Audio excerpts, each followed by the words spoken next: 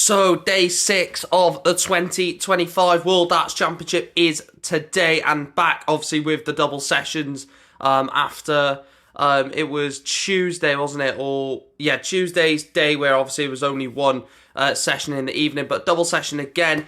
Obviously, I'm going to go through the afternoon session, the evening session, give my thoughts, predictions, and sort of previewing the day at Alexandra Palace. So, let's get straight to it. So the first game is Steven Burton taking on Alexander Merckx of the Netherlands. Now, I've seen a lot of Steven Burton on the tour.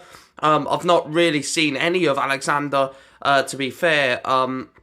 Bit of an unknown. Does that mean he comes into this with a bit more belief because nobody knows what to expect? Obviously, it's going to be a tough game because it's World Championship. You know, pressure will be there for both players. But I've gone Steven Burton 3. Alexander Merckx 1. I think that Steven Burton gets the job done. Second game then is Wessel Nijman against Cameron Carolison. Now, if you're talking about safe African darts, you're expecting to see Devon Peterson, but again, Devon not at the World Darts Championship, and Cameron Carolison has been here a few times now, but Wessel Nijman is probably one of the most underrated players in this field. You know, he played in the Grand Slam, lost all 3 of his games, averaging over a ton in every single one. He's a very, very good dart player, and he's so young as well. He really could, go on to dominate World Darts potentially because he's got the talent and he's got the age on his side. And I'm going to go with a 3-0 win. I'm going to go Wessel Nijman 3, Cameron Carolison 0. Moving on to the penultimate game of the afternoon, and then the final round 1 game is Ian White taking on Sandro Erik Sosing. Now, we saw what Ian White done to Michael van Gerwen at the Players' Championship finals. We know what Ian White can do on his A-game. We've seen his A-game multiple times on the floor, on the Pro Tour. So we know that Ian White has that ridiculous high ceiling. It's just a case of putting it on TV. He's done it on TV a few times now. Obviously the one against Michael van Gerwen at Minehead for the Players' Championships. And I think that he comfortably beats Sandro Erik Sosing of the Philippines. Again, I don't really know much of Sandro Erik Sosing, but I'm going to go for Ian White 3, Sandro Sosing 0. Moving on to the final game of the afternoon session then. Let's go Bunting mental.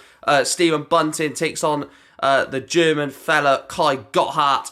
Now, Kai obviously knocked out Alan Suter in round 1, played really well in that game, and I said in my preview for that game that Kai Gotthard would be a difficult opponent for Alan Suter, and I think this is going to be a bit too much for the German. I think Steven Bunting is in really good form right now, up to world number 8 at the time of the tournament started. I think he may have dropped down or gone up, I'm not too sure, but yeah, I think Steven Bunting will have too much in this one. I'm going to go for Steven Bunting 3, Kai Gotthard 1. I think that the German gets a set, but I'm going to go 3-1.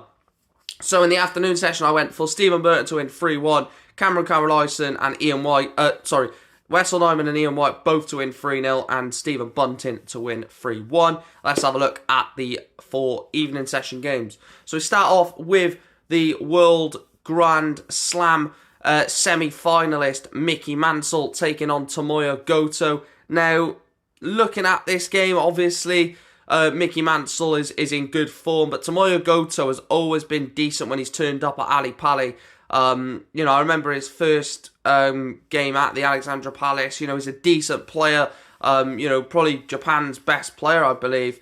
Correct me if I'm wrong, but it's going to be a difficult ask of Goto to get something off Mickey Mansell, but I'm going to go all the way. I'm going to go Mickey Mansell 3, Tomoya Goto 2. I think that Goto takes Mickey Mansell to the very last set, 3-2.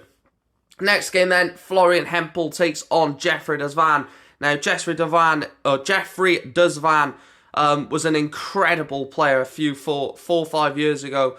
Probably even more than that, to be fair, and really did look like he was going to go and dominate darts and really win a lot of trophies. Didn't really happen for him. He takes on Florian Hempel in this one, who has a really good record at this event, to be fair. Obviously, he beat Dimitri van den Berg previously. He's a really good player, Florian. I've seen him on the tour again, played well this year. Jeffrey Duzvan obviously come through the the Torcad qualifier. And both of them will be looking forward to this. I'm going to go for another 5th set. I'm going to go Florian Hempel 3, Jeffrey Desvan 2. And then the final round 1 fixture of the season all-Irish clash between Willie O'Connor and Dylan Slevin. Again, I look at Willie O'Connor's game and I just know that he has that extra in him, and Dylan Slevin, is a decent player, but I just think that Willie O'Connor has the experience, has the bottle, and I think he's got more quality in the tank than Dylan Slevin has. So I'm going to go for Willie O'Connor 3, Dylan Slevin 1. And then the final game, Michael Van Gerwen takes on James Horrell. Obviously, James Horrell knocked out Jim Long in round 1 and played quite well in that one.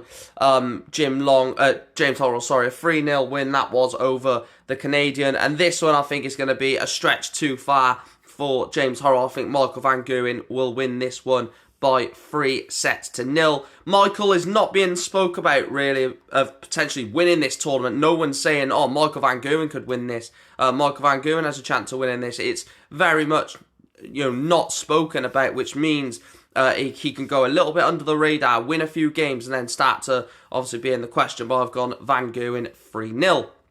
So just to wrap up then the evening session results or predictions, I went 3-2 for Mickey Mansell, 3-2 Florian Hempel, 3-1 Willie O'Connor, and Michael Van Gerwen 3-0. Please make sure to drop your predictions down below in the comment section. As always, support on these, as I keep saying, is ridiculous. We have 9 followers at the time of recording, away from 2,000 followers. So make sure you hit that follow button, and I will speak to you later when we are recapping day number 6.